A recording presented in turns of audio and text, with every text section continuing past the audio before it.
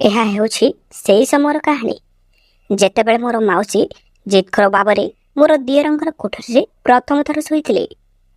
ମୁଁ ମୋର ମାଉସୀଙ୍କୁ ବୁଝାଇବାକୁ ଚେଷ୍ଟା କଲି, କିନ୍ତୁ ସେ ରାଜି ହେଲେ ନାହିଁ। ଏକ ଗ୍ଲାସ୍ କ୍ଷୀର ଗରମ କରି ଏହାକୁ ବି ଶୋଇବାକୁ ଗଲେ। ମୁଁ ମଧ୍ୟ ସକାଳେ କାମରେ ଅଟକି ଯାଇଥିଲି। ମୋର ଦିଅରଙ୍କୁ କହିଲା, ମୁଁ ଏବେ ଶୋଇବାକୁ ଯାଉଛି। ତୁମେ ଯେଉଁଠାରେ ବି ସ୍ଥାନ ପାଇବ ତୁମେ ଶୋଇପାରିବ। ଯେତେବେଳେ ମୁଁ ସକାଳେ ମୋର ଦିଅରଙ୍କର କୋଠରୀକୁ ଗଲି, ମୁଁ ଏହା ଦେଖି ଆଶ୍ଚର୍ଯ୍ୟ ହୋଇଗଲି, କାହିଁକି ନା ଦିଅର ମୋର ମାଉସୀ ସହିତ। ଯେତେବେଳେ ମୋ ଦିଅର ବିବାହ କଲେ, ସେ ବହୁତ ଖୁସି ଥିଲେ, କାରଣ ତାଙ୍କର ପତ୍ନୀ ବହୁତ ସୁନ୍ଦର ଥିଲେ। ସେ ଦିନସାରା ବହୁତ ଧୈର୍ଯ୍ୟର ସହିତ ଅତିବାହିତ କରିଥିଲେ। କିନ୍ତୁ ଯେତେବେଳେ ସେ ତାଙ୍କର ପତ୍ନୀଙ୍କ ସହ ଆସିଥିବା ତାଙ୍କର ମାଉସୀ ତାଙ୍କର କୋଠରୀ ଛାଡ଼ିବାକୁ ମନା କରିଥିଲେ, ସେତେବେଳେ ସେ ଆହୁରି କ୍ରୋଧିତ ହୋଇଗଲେ। ଘରେ କିଛି ଅତିଥି ଉପସ୍ଥିତ ଥିଲେ, ତେଣୁ ଦିଅର ତାଙ୍କର କ୍ରୋଧକୁ ଛେପା ପକାଇଦେଲେ। ମୋର ରୁମ୍କୁ ଆସି ପଚାରିଲେ, ବୋଉ କାହିଁକି ଗୋଲାପ ସହିତ କାଟା ଆଣିଛନ୍ତି? ମୋର ଦିଅରଙ୍କର କଥା ଶୁଣିବା ପରେ ମୁଁ ତାଙ୍କୁ ବହୁତ ଅଜ୍ଞାତରେ ଚାହିଁଲି, କାରଣ ସେ କ'ଣ କହୁଛନ୍ତି ମୁଁ ବୁଝିପାରିଲି ନାହିଁ। କେଉଁ ଗୋଲାପ ଆଉ କେମିତି କଟା ହେଲା, ତୁମେ କ'ଣ କହୁଛ? ଦିଅର ପୁଣି ଥରେ ରାଗିଗଲେ ଏବଂ କହିଥିଲେ ଯେ ମୋର ସ୍ତ୍ରୀ ସହିତ ଆସିଥିବା ମହିଳା କହିଥିଲେ ଯେ ମୁଁ ମୋର ଭଉଣୀ ସହିତ ବିଛଣାରେ ଶୋଇବି। ମୋର ଦିଅର କ'ଣ କହିଲା, ମୁଁ ପୁରା ଆଶ୍ଚର୍ଯ୍ୟ ହୋଇଗଲି। ସେ ପାଗଳ ହୋଇନାହାନ୍ତି ତ? ଏହି କାରଣରୁ ମୁଁ ସେ ମହିଳାଙ୍କ ଉପରେ ଅତ୍ୟଧିକ କ୍ରୋଧିତ ହୋଇଗଲି। ସେ ତାଙ୍କର ଦିଅରଙ୍କ ହାତ ଧରି ସିଧା ତାଙ୍କର କୋଠରୀକୁ ଚାଲିଗଲା। ମାଉସୀ ମୋର ଦିଅର କ'ଣ କହୁଛନ୍ତି? ମୁଁ ମାଉସୀଙ୍କୁ କିଛି ନ କହି ପଚାରିଲି, କାରଣ ମୁଁ ମଧ୍ୟ ସେତେବେଳେ ବହୁତ କ୍ରୋଧିତ ଥିଲି। ସେ ନିର୍ଦ୍ଦୋଷ ହୋଇ ପଚାରିବାକୁ ଲାଗିଲା, ମୁଁ ମୋର ଦିଅରଙ୍କୁ କ'ଣ କହିଲି? ମୋର ମାଉସୀଙ୍କର ନିର୍ବୋଧତା ମୋ ଉପରେ ରାଗି ଯାଇଥିଲି। ମୋର ଦିଅର କ'ଣ କହୁଛନ୍ତି? ତୁମେ କହିଛ ଯେ ମୁଁ ଆଜି ଦିଅରଙ୍କର ସଜାରେ ଶୋଇ ରହିବି। ମୋ କଥା ଶୁଣିବା ପରେ ମାଉସୀ କହିଲା, ଆରେ ହଁ, ମୁଁ ଠିକ୍ ସମାନ କଥା ହିଁ କହିଛି। ମାଉସୀଙ୍କର କଥା ଶୁଣିବା ପରେ ମୁଁ ଦିଅରଙ୍କୁ ଚାହିଁଲି, ଯେ କି ପୁରା ବିରକ୍ତ ହୋଇଯାଇଥିଲେ। ଅନ୍ୟପକ୍ଷରେ ମୋର ଦିଅର ମଧ୍ୟ ରାଗି ଯାଇଥିଲେ, କାରଣ ରାତି ପ୍ରାୟ 12ଟା ହେବାକୁ ଯାଉଥିଲା। ଘରର ସମସ୍ତେ ମଧ୍ୟ ଶୋଇବାକୁ ପ୍ରସ୍ତୁତ ହେଉଥିଲେ ଏବଂ ଆମେ ମାଉସୀ ପାଇଁ କୋଠରୀ ମଧ୍ୟ ସଫା କରିଥିଲୁ। କିନ୍ତୁ ସେ ମାଉସୀ ହେତୁ ଆମ 3 ଜଣର ତଥାପି ଜାଗ୍ରତ ଥିଲେ। ତେଣୁ ମୁଁ ଏହି ଘଟଣାର ଯତ୍ନ ନେଇ ମାଉସୀଙ୍କୁ ପଚାରିଲି, ତୁମେ ବିବାହିତ ନୁହେଁ କି? ଏହା ଶୁଣି ମାଉସୀ କହିଛନ୍ତି ଯେ ଜନ୍ମଟି ବହୁତ ବଡ଼ ପାପ ଏବଂ ଏହା ମୋ ସହିତ ହିଁ ହୋଇଥିଲା। ଏହା ଶୁଣି ମୁଁ ହସିବାକୁ ଲାଗିଲି, କିନ୍ତୁ ମୁଁ ମୋର ହସକୁ ଚାପିଦେଲି, କାରଣ ଦିଅର ଅଧିକ କ୍ରୋଧିତ ହୋଇପାରନ୍ତି। ତେଣୁ ମୁଁ ମାଉସୀକୁ ପଚାରିଦେଲି, ତାପରେ ତୁମେ କାହାକୁ ସାଙ୍ଗରେ ନେଇଥିଲ କି? ଏବଂ ବିବାହର ପ୍ରଥମ ରାତିରେ ସେ ମଧ୍ୟ ତୁମ ସହିତ ଶୋଇଥିଲେ କି? ଏବଂ ସେ କହିବାକୁ ଲାଗିଲେ ଯେ ତୁମେ କ'ଣ ଲଜ୍ଜାଜନକ ଶବ୍ଦ କହୁଛ। ଆରେ ଯଦି କେହି ମୋର ରୁମ୍ରେ କ୍ରୋଧିତ ହୋଇ ମୋତେ ଦେଖିଥାନ୍ତେ ନା, ମୁଁ ମୋର ମାଉସୀଙ୍କର ସାହସ ଦ୍ୱାରା ଆହୁରି ଅଧିକ ଆଶ୍ଚର୍ଯ୍ୟ ହୋଇଯାଉଥିଲି। ତାଙ୍କର କ୍ରୋଧ ଦେଖି ତାଙ୍କର ଗରିବ ପତ୍ନୀ କାନ୍ଦିବାକୁ ଲାଗିଲେ ଯେ ତାଙ୍କୁ ତୁମେ କହିବା ଟିକେ ବନ୍ଦ କର, ସେ ଏବେ ଖେଳୁଛନ୍ତି। ତାପରେ ମୁଁ ମାଉସୀଙ୍କୁ ଚାହିଁ କହିଲି, ମାଉସୀ, ଯଦି ଆମେ ସେହିଦିନ ବିବାହ କରିଥିଲୁ, ତୁମ ବିଷୟରେ କ'ଣ? ତୁମେ କାହିଁକି ହଟ୍ଟଗୋଳ କରୁଛ ଏଠି? ସେମାନେ ଦୁହେଁ ବିବାହ କଲେ। ସେ ଜନ୍ମ ହେବା ବେଳେ ତାଙ୍କର ମା ମଧ୍ୟ ମରିଗଲେ। ସେ ମୋତେ ମୋର ଝିଅର ଯତ୍ନ ନେବାକୁ କହିଥିଲେ। ମୁଁ ତାଙ୍କର ଭଲ ସମ୍ପର୍କ ଦେଖିବା ପରେ ହିଁ ତାକୁ ବିବାହ କରିଥିଲି। କିନ୍ତୁ ସେ ଏପର୍ଯ୍ୟନ୍ତ ଅଳ୍ପ ବୟସରେ ହିଁ ଅଛନ୍ତି। ତେଣୁ ତୁମେ ଦିଅରଙ୍କୁ କିଛି ବି କୁହ ନାହିଁ। 1 ବର୍ଷ ପାଇଁ ଯଦି ସେ କୋଠରୀରେ ତାଙ୍କ ପାଖରେ ଶୋଇବାକୁ ଭଲ ପାଆନ୍ତି, ମୁଁ ସୋଫାକୁ ଯାଇକି ଶୋଇପଡ଼ିଲି। ମୁଁ ଏହା ଶୁଣି ମୋ ଦିଅରଙ୍କର ପତ୍ନୀକୁ ଚାହିଁକି କହିଲି, ତୁମର ବୟସ କେତେ? ସେ କହିଲେ କି ମୋର 17 ବର୍ଷ।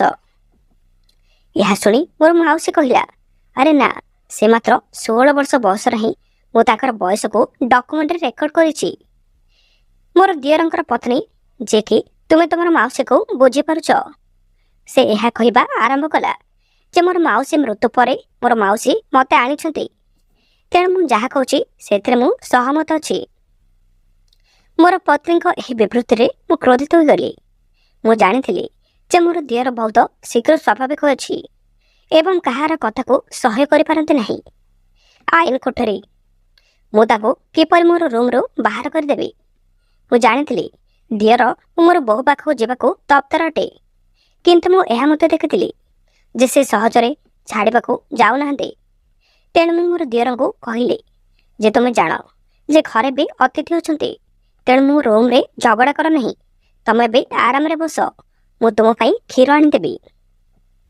ଏହା କହି ମୁଁ ରୋଷେଇ ଘରକୁ ଆସି ବାହାରକୁ ଆଣିଲି ଫ୍ରିଜ୍ରୁ କ୍ଷୀର, ଯାହାକି ମୋର ସ୍ୱାମୀ ତାଙ୍କର ଭାଇ ପାଇଁ ଆଣିଥିଲେ। ବାସ୍ତବରେ ମୋର ସ୍ୱାମୀ ଅନ୍ୟ ସହରରେ କାମ କରୁଥିଲେ, ତେଣୁ ବିବାହ ଶେଷ ହେବା ମାତ୍ରେ ସେ ଏଠାରୁ ଚାଲି ଯାଇଥିଲେ। କିନ୍ତୁ ଚାଲିଯିବା ବେଳେ ସେ ମୋତେ ଏହି ବିଶେଷ କ୍ଷୀର ବିଷୟରେ କହିଥିଲେ ଏବଂ କହିଥିଲେ ଯେ ଏହା ସାମାନ୍ୟ କ୍ଷୀର ନୁହେଁ, କ୍ଷୀର କିନ୍ତୁ ଶକ୍ତିର ଏକ ଭଣ୍ଡାର ଅଟେ।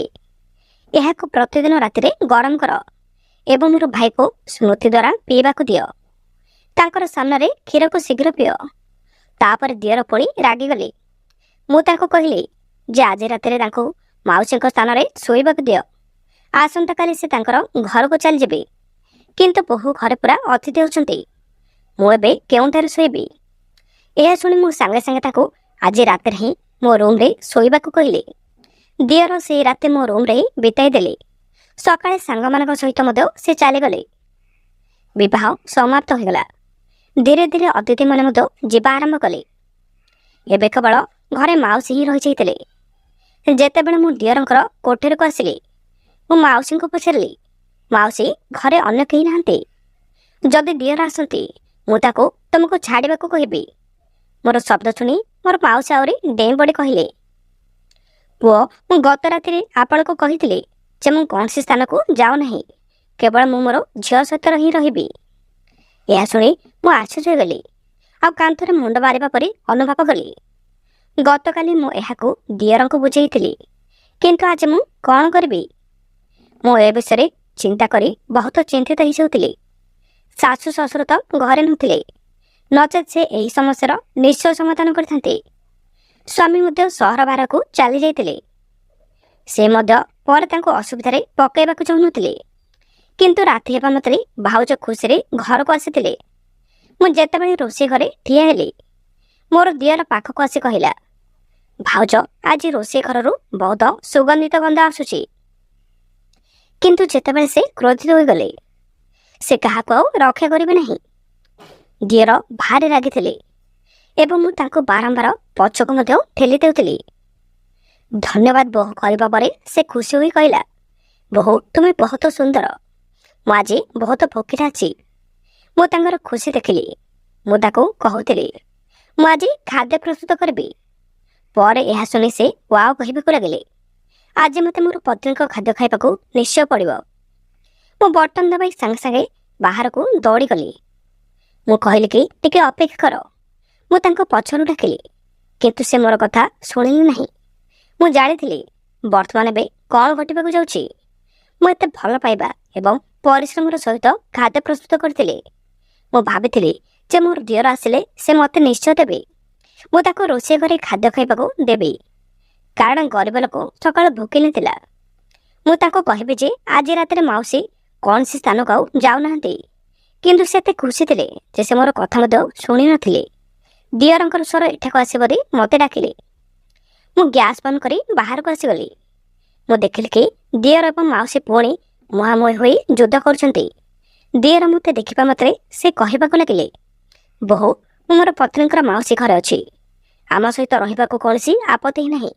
ଯଦି ସେ ଚାହାନ୍ତି, ତେବେ ସେ ଆମ ସହିତ ରହିପାରିବେ। ଜୀବନ ହେଉଛି ଆମର ଖାଦ୍ୟ ଏବଂ ପାନୀୟର କୌଣସି ଅଭାବ ନାହିଁ। କିନ୍ତୁ ସେ କହିଥିଲେ ଯେ ସେ ଅଲଗା କୋଠରୀରେ ଶୋଇବା ହିଁ ଉଚିତ ଏବଂ ଆମେ ଦୁହେଁ ସ୍ୱାମୀ ଆଉ ସ୍ତ୍ରୀ ଯେ ଦିନେ ତୁମେ ତାକୁ ଏକୁଟିଆ ଛାଡ଼ିବାକୁ ହିଁ ପଡ଼ିବ।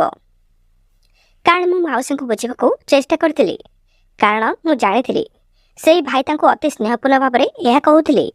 କିନ୍ତୁ ଯେତେବେଳେ ସେ ଖରାପ ମନୋଭାବରେ ଥିଲେ, ସେ ସମସ୍ତ ଆଚରଣ ଭୁଲିଯିବେ। କିନ୍ତୁ ମାଉସୀ ସେ କ'ଣ ତିଆରି ହୋଇଛି ତାହା ମଧ୍ୟ ଜାଣି ନ ପାରିଥିଲେ। ସେ ଜାଣି ନ ପାରି କହିବା ଆରମ୍ଭ କଲେ ଯେ ମୁଁ ଏଠାରେ କେବେ କହିଲି ଯେ ମୁଁ କେବେ କହିଥିଲି ଯେ ମୁଁ ମୋର ଜୀବନ ସାରା ଏଠାରେ ରହିବାକୁ ଚାହେଁ। ମୋର ନିଜର ଘର ମଧ୍ୟ ଅଛି। ମୁଁ କିଛି ଦିନ ପରେ ଏଠାରୁ ଚାଲିଯିବି, କିନ୍ତୁ ଯେପର୍ଯ୍ୟନ୍ତ ମୁଁ ଏଠାରେ ଅଛି, ମୁଁ କେବଳ ମୋର ଝିଅ ସହିତ ହିଁ ରହିବି। ମାଉସୀ ଖାଲି କାନ୍ଦିବାକୁ ଲାଗିଲେ। ଦିଅରଙ୍କର ପତ୍ନୀ ମଧ୍ୟ ତାକୁ ଦେଖି ପରେ ଲୁହ ଢାଳିବାକୁ ଲାଗିଲେ। ଦିଅରଙ୍କର ମାଉସୀଙ୍କର ଅଭିନୟରେ ବହୁତ ରାଗିଗଲେ, କିନ୍ତୁ ସେ ଏହାକୁ ସହିଦେଲେ। ସେ ତାଙ୍କର ପତ୍ନୀଙ୍କୁ ଥରେ ଦେଖିଲେ। ଦିଅର ଟିକେ ଥଣ୍ଡା ନିଶ୍ୱାସ ନେଇଥିଲେ ଏବଂ ସେ ମୋତେ ତାଙ୍କ ପାଇଁ ଖାଦ୍ୟ ଆଣିବାକୁ କହିଥିଲେ। ଏହା କହି ସେ ମୋ ରୁମ୍ ଆଡ଼କୁ ଗଲେ। ମୁଁ ଏବେ ଆରାମ ପାଇଲି ଏବଂ ରୋଷେଇ ଘରକୁ ଆସି ସମସ୍ତଙ୍କୁ ଖାଦ୍ୟ ଖାଇବାକୁ ଦେଲି। ଯେତେବେଳେ ମୁଁ ନିଜେ ମୋ ଦିଅରଙ୍କ ସହିତ ଖାଦ୍ୟ ଖାଉଥିଲି, ସେହିଦିନ ରାତିରେ କୌଣସି ଝଗଡ଼ା ହୋଇନଥିବାରୁ ମୁଁ ଖୁସି ଥିଲି। ମୋ ଠାରୁ କ୍ଷୀର ନେବା ବେଳେ ଦିଅର କହିବାକୁ ଲାଗିଲେ, ଭାଉଜ ମୋର ମାଉସୀଙ୍କର ଅପେକ୍ଷା ମୋର ପତ୍ନୀକୁ ସନ୍ଦେହ କରିବା ଆରମ୍ଭ କରିଛି। ସେ ସବୁବେଳେ ମୋ ସାଥିରେ ଅଛି। ସେ ସମ୍ଭବ ନୁହେଁ କି? ମୁଁ ତାଙ୍କର କୋଠରୀକୁ ଆସି ତାଙ୍କର ମାଆଙ୍କୁ ଆଗକୁ ଠେଲିଦେଲି। ମୋ ଦିଅରଙ୍କ ଠାରୁ ଏହା ଶୁଣି ମୁଁ ଆଶ୍ଚର୍ଯ୍ୟ ହେଲି। ମୋର ଦିଅର ଏହା ବିଷୟରେ ବହୁତ ଭୁଲ ହିଁ ଭାବୁଥିଲେ। ସ୍ୱାମୀ ଏବଂ ସ୍ତ୍ରୀ ଅତ୍ୟନ୍ତ ସୂକ୍ଷ୍ମ ହୋଇଥାନ୍ତି ଏବଂ ଏକ ଛୋଟ ଭୁଲ ହେତୁ ଭାଙ୍ଗି ପାରନ୍ତି। ତେଣୁ ମୁଁ ମୋର ଦିଅରଙ୍କୁ ବୁଝାଇଲି ଯେ ନା, ରୀନା ବହୁତ ଭଲ ଝିଅ, ତାଙ୍କର ଚରିତ୍ର ଉପରେ ସନ୍ଦେହ କର ନାହିଁ। ସେ ମାଉସୀଙ୍କୁ ବହୁତ ଭୟ କରେ। ତୁମେ ବହୁତ ଈର୍ଷା କରୁଛ। ଏହା ଶୁଣି ଦିଅର କହିବାକୁ ଲାଗିଲେ, ଭାଉଜ ତୁମର ବାପା ତାଙ୍କର ପତ୍ନୀଙ୍କ ସହ କଥା ହେଇପାରିବ। ଦୟାକରି ବୋହୂ ତୁମେ ମୋ ପାଇଁ ଏହା କରିପାରିବ। ଯେତେବେଳେ ଭାଉଜ ନିବେଦନ କରି ପଚାରିଲେ, ମୁଁ ମଧ୍ୟ ରାଜି ହୋଇଗଲି। ତେଣୁ ମୋର ମାଉସୀ ବିଳମ୍ବରେ ଖୋଲିଲେ। ମୁଁ ଯେତେବେଳେ ରୋଷେଇ ଘରକୁ ଗଲି, ମାଉସୀ ନିଜ ପାଇଁ ଚା ତିଆରି କରୁଥିଲେ। ଏହି ସୁଯୋଗ ମୋତେ ଭଲ ଲାଗିଲା। ତେଣୁ ଆଲିଙ୍ଗନ ନ କରି ମୁଁ ନିଜର କୋଠରୀକୁ ଫେରି ମୋ ଦିଅରଙ୍କୁ ଜାଗ୍ରତ କଲି ଏବଂ କହିଲି, ତୁମର ସ୍ତ୍ରୀ ଏବେ କୋଠରୀରେ ଏକୁଟିଆ ଅଛନ୍ତି। ଏହା ଶୁଣି ଦିଅର ତୁରନ୍ତ ଉଠିଗଲେ। ମାଉସୀ ମୋତେ ଚାହିଁଲା ଏବଂ ମୁଁ ରୋଷେଇ ଘର ଆଡ଼କୁ ଗଲି। ସେ ସାଙ୍ଗେ ସାଙ୍ଗେ ଖୁସି ହୋଇ କହିଲା, ଭାଉଜ ଦୟାକରି ତାଙ୍କୁ ରୋଷେଇ ଘରେ ଫାଶରେ ରଖନ୍ତୁ। ମୁଁ ତୁମର ବୋହୂ ପାଇଁ ଦୁଇ ହାତରେ ଫେରି ଆସିବି। ଏହା କହି ଦିଅର ତାଙ୍କର କୋଠରୀ ଆଡ଼କୁ ଦୌଡ଼ିଗଲେ। ମାଉସୀ କୋଠରୀକୁ ପ୍ରବେଶ ନ କରିବା ପାଇଁ ମୁଁ ସାଙ୍ଗେ ସାଙ୍ଗେ ରୋଷେଇ ଘରକୁ ଆସିଲି। କିନ୍ତୁ ମାଉସୀ ମୋତେ ଦେଖିବା ମାତ୍ରେ ସେ କହୁଥିଲେ ଯେ ଗରିବ ଅତିଥିମାନେ ନିଜେ ହିଁ ଚା ତିଆରି କରୁଛନ୍ତି ଏବଂ ପରିବାରର ସଦସ୍ୟ ବର୍ତ୍ତମାନ ଜାଗ୍ରତ ଅଛନ୍ତି। ମାଉସୀଙ୍କର କଥା ଶୁଣିବା ପରେ ମୁଁ ତାକୁ କହିବାକୁ ଲାଗିଲି ଯେ ଯଦି ତୁମର ନିଜକୁ ଅତିଥି ବୋଲି ଭାବୁଛ, ତେବେ ତୁମେ ଏଠାକୁ କାହିଁକି ଛାଡ଼ୁନାହ? କିନ୍ତୁ ସେ ତାକୁ ଏସବୁ ମଧ୍ୟ କହିପାରିବେ ନାହିଁ, କାରଣ ତାଙ୍କର ମନୋବଳ ନଷ୍ଟ ହୋଇଯାଏ। ସେଇଥିପାଇଁ ମୁଁ ମୋର ମାଉସୀଙ୍କୁ କହିଲି, ମାଉସୀ ଏଠାରେ ବସ ଏବଂ ମୋ ସହିତ କିଛି ସମୟ କଥା ହୁଅ। ତୁମେ ଦିନ ସାରା ତୁମର ଝିଅର କୋଠରୀ ଭିତରେ ହିଁ ରୁହ। କିନ୍ତୁ ମାଉସୀ କହିବାକୁ ଲାଗିଲେ, ଆରେ ଭାଇ ତ ନାହିଁ, ମୁଁ କଥାବାର୍ତ୍ତା କରିବାକୁ ଏତେ ପସନ୍ଦ କରେ ନାହିଁ। ମୁଁ ଚା ପିଇବାକୁ ଏଠାକୁ ଆସିଥିଲି। ମୋର ମୁଣ୍ଡ ବିନ୍ଧା ମଧ୍ୟ ହେଉଥିଲା। ବର୍ତ୍ତମାନ ମୁଁ ଏବେ ଯାଉଛି। ଏହା ହେଉଛି ତୁମର ଘର। ବର୍ତ୍ତମାନ ତୁମେ ଏହାର ଯତ୍ନ ନିଅ। ଏହା ଶୁଣି ମୁଁ ତାକୁ ଅଟକାଇବାକୁ ବହୁତ ଚେଷ୍ଟା କଲି, କିନ୍ତୁ ସେ ଚାଲିଗଲେ। ସେ ଚାଲିଯିବା ମାତ୍ରେ ମୋର ମୁଣ୍ଡ ପୁରା ଧରି ନେଇଥିଲେ, କାରଣ ଗରିବ ଦିଅର ଏହାକୁ ବହୁତ ଭଲ ପାଆନ୍ତି। ତାପରେ ସେ ତାଙ୍କର କୋଠରୀକୁ ଯାଇଥିଲେ। ଯେତେବେଳେ ମୁଁ ମୋର ଦିଅରଙ୍କୁ ବିବାହ କଲି, ମୁଁ ଭାବିଲି ବିବାହ ପରେ ମୋର ଦିଅରଙ୍କର କ୍ରୋଧ ଟିକେ ଥଣ୍ଡା ହୋଇଯିବ। କିନ୍ତୁ ଏଠାରେ ପ୍ରସଙ୍ଗଟି ଓଲଟାପାଲା ହିଁ ହୋଇଯାଇଥିଲା। ଯେତେବେଳେ ମୁଁ ରୋଷେଇରୁ ଜଳଖିଆ ଆଣି କୋଠରୀକୁ ଆଣିଥିଲି, ସେତେବେଳେ ଉଭୟ ମା ଏବଂ ଝିଅ ହସୁଥିଲେ।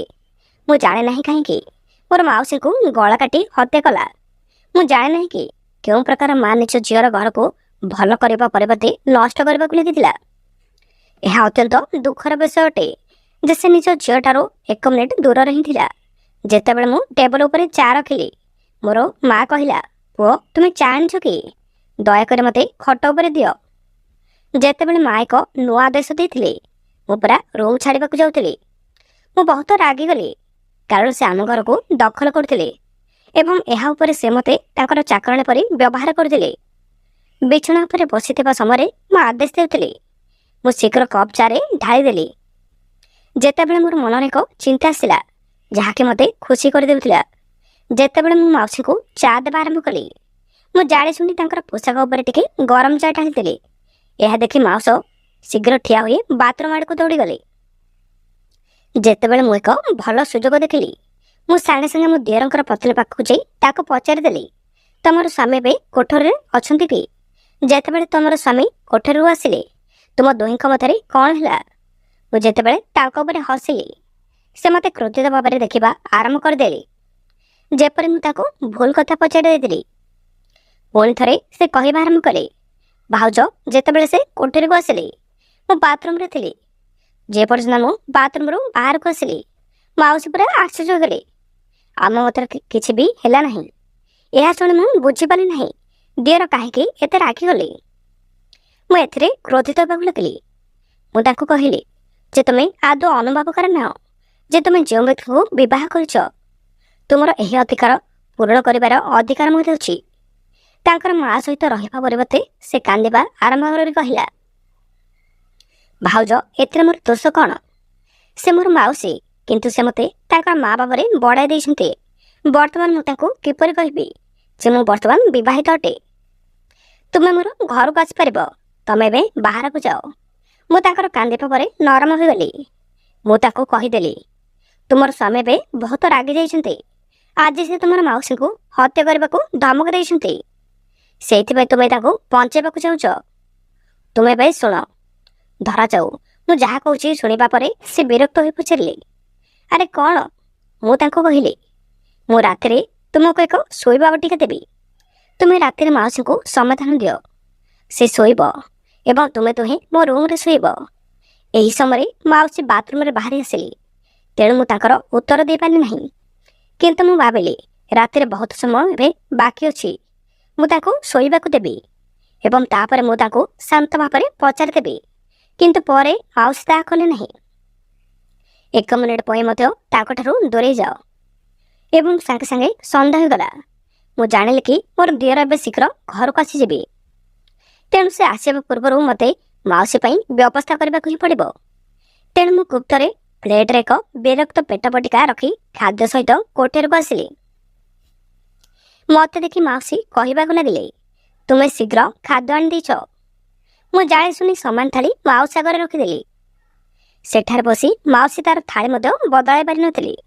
କିନ୍ତୁ ଦୁଇ ମା ଏବଂ ଝିଅ ମୋର ଯୋଜନାରେ ରାଜି ହୋଇଯାଇଥିଲେ। ମୁଁ ଜାଣିନଥିଲି ଏବଂ ବାସନକୁସନ ନେଇ ରୋଷେଇ ଘରକୁ ଆସିଲି। ବର୍ତ୍ତମାନ ମୁଁ ମୋର ଭାଇକୁ ଅପେକ୍ଷା କରିବାକୁ ଲାଗିଲି କାଳେ ଶାଶୁ ଆସିବେ ବୋଲି। କିନ୍ତୁ ଏହା ପୂର୍ବରୁ ବଟିକା କାମ ଆରମ୍ଭ କରିଦେଇଥିଲା। ତାପରେ ମାଉସୀ ସାହାଯ୍ୟ ପାଇଁ ପାଟି କରି କହିଲା, ମୁଁ ରୁମ୍ ଭିତରକୁ ସାହାଯ୍ୟ କରିବାକୁ ଗଲି ଏବଂ ସେ କହିଲା କି ମୋର ପେଟରେ ବହୁତ ଯନ୍ତ୍ରଣା ହେଉଛି, ତୁରନ୍ତ ଏବେ ଡାକ୍ତରକୁ ଡାକନ୍ତୁ। ମୁଁ ଘରକୁ ଯିବା ପରେ କ'ଣ କରିବା ଉଚିତ ତାହା ବିଷୟରେ ବୁଝାଇ ସାରିଛି। କିଛି ସମୟ ପରେ ଡାକ୍ତର ମଧ୍ୟ ଘରକୁ ଆସିଲେ ଏବଂ ସେ ଏକ ଯୋଜନା ପ୍ରସ୍ତୁତ କଲେ। ସେ ମାଉସୀଙ୍କୁ ଶୋଇବା ଇଞ୍ଜେକ୍ସନ ଦେଲା ଏବଂ ଦିଅରଙ୍କର ପତ୍ନୀକୁ ରାତି ସାରା ବିଶ୍ରାମ ଦେବାକୁ କହିଥିଲେ। ଡାକ୍ତର ଏହା କହି ଚାଲିଗଲେ। ଏହି ବାହାନା ସହିତ ମୁଁ ତାଙ୍କୁ ମୋ ରୁମ୍ରେ ବିଶ୍ରାମ ଦେବି। ମୁଁ କହିଲି, ତୁମେ ଯାଇ ତୁମର ପତ୍ନୀଙ୍କ ସହିତ ବସ, ମୁଁ ତୁମର ଖାଦ୍ୟ ମଧ୍ୟ ଆଣିବି। ମୋର ଦିଅର କହିଲେ, ଖାଦ୍ୟକୁ ଅନ୍ୟତ୍ର ଛାଡ଼ିଦିଅ। ବୋଉ କହିଲେ, ଏ ପ୍ରସଙ୍ଗରେ କେବଳ ମୋ ରୁମ୍କୁ ହିଁ କ୍ଷୀର ପଠାନ୍ତୁ। ଏହା କହି ଦିଅର ସେ କୋଠରୀକୁ ଚାଲିଗଲେ। ମୁଁ ମାଉସୀ ସହିତ ଶଯ୍ୟା ଉପରେ ଶୋଇପଡ଼ିଥିଲି। ଯେତେବେଳେ ମୋର ଦିଅର ଏବଂ ତାଙ୍କର ପତ୍ନୀଙ୍କୁ ଦୁଗ୍ଧ ଦେଇଥିଲି, ଦୁହେଁ ସେମାନଙ୍କୁ ଶୋଇବାକୁ ଦେଲି। ମୋର ଦିଅର ମୋର ପତ୍ନୀକୁ ଜାଗ୍ରତ କଲା ଏବଂ ସେ ମାଉସୀ ପାଖକୁ ଆସିଲା। ମାଉସୀ ସେଦିନ ଜାଣିପାରିଲେ ନାହିଁ ଯେ ଆମେ ତାକୁ ଚେତାଶୀନ ଇଞ୍ଜେକ୍ସନ ଦେଇଥିଲୁ ଆଉ ତାକୁ ବୋକା ବନେଇଥିଲୁ। ଦିଅରଙ୍କର ପତ୍ନୀ ମଧ୍ୟ ଏହା କହିବାକୁ ଚେଷ୍ଟା କରିନଥିଲେ। ମୁଁ ଏବେ ବୁଝିପାରୁଛି ଯେ ଗରିବ ଝିଅ ମଧ୍ୟ ସେଠାରେ ଅସହାୟ ଥିଲା। ଯେତେବେଳେ ମୁଁ ଜଳଖିଆ ପ୍ରସ୍ତୁତ କରିବାକୁ ରୋଷେଇ ଘରକୁ ଗଲି, ଦିଅର ମୋ ଉପରେ ଆସିଗଲେ। ଦିଅର ମଧ୍ୟ ବହୁତ ଖୁସି ହେଲେ। ଯେତେବେଳେ ସେ ମୋତେ ଧନ୍ୟବାଦ ଦେଲେ, ମୁଁ ମଧ୍ୟ ତାଙ୍କର ଖୁସି ଦେଖିବା ପରେ ବହୁତ ଖୁସି ହୋଇଗଲି। କିନ୍ତୁ କିଛି ବି ଭୁଲ ଥିଲା। କିନ୍ତୁ ଯେତେବେଳେ ସେ ତାଙ୍କର ଝିଅର ଉଜ୍ଜଳ ଚେହେରାକୁ ଚାହିଁ ବସିଲେ, ସେ ନିଜର ଭୁଲକୁ ଅନୁଭବ କରିନେଲେ। ପରଦିନ ମାଉସୀ ନିଜ ଦିଅରଙ୍କୁ କହିଲା, ଆଜି ମୋତେ ମୋ ଘରକୁ ହିଁ ଯିବାକୁ ପଡ଼ିବ। ଦିଅର ଏହା ଶୁଣି ସେ ମାଉସୀଙ୍କୁ ଆଲିଙ୍ଗନ କଲେ ଏବଂ ସେଇଦିନ ସନ୍ଧ୍ୟାରେ ଦିଅର ତାଙ୍କୁ ବିଦାୟ ଦେଲେ ଏବଂ ମାଉସୀ ତାଙ୍କର ଘରକୁ ମଧ୍ୟ ପୁଣି ଥରେ ଫେରିଗଲେ। ଦିଅର ଏବଂ ବୋହୂ ବର୍ତ୍ତମାନ ପରସ୍ପରର ନିକଟରେ ରହିଛନ୍ତି। ବନ୍ଧୁଗଣ, ଆଶା କରୁଛି ମୋର ଏହି କାହାଣୀଟି ଆପଣମାନଙ୍କୁ ନିଶ୍ଚୟ ପସନ୍ଦ ଆସିଥିବ। ଯଦି ପସନ୍ଦ ଆସେ ତେବେ ମୋର ଏ ଭିଡ଼ିଓକୁ ଲାଇକ୍, ସବସ୍କ୍ରାଇବ୍ ଆଉ ସମସ୍ତ ପାଖକୁ ସେୟାର କରନ୍ତୁ। ବନ୍ଧୁଗଣ, ଆଜି ପାଇଁ ଏତିକି। ପୁଣି ଦେଖା ହେବା ଆଉ ଏକ ନୂଆ ଭିଡ଼ିଓରେ ଏମିତି ଏକ ସୁନ୍ଦର କାହାଣୀ ସହିତ। ବର୍ତ୍ତମାନ ମୁଁ ରହୁଛି।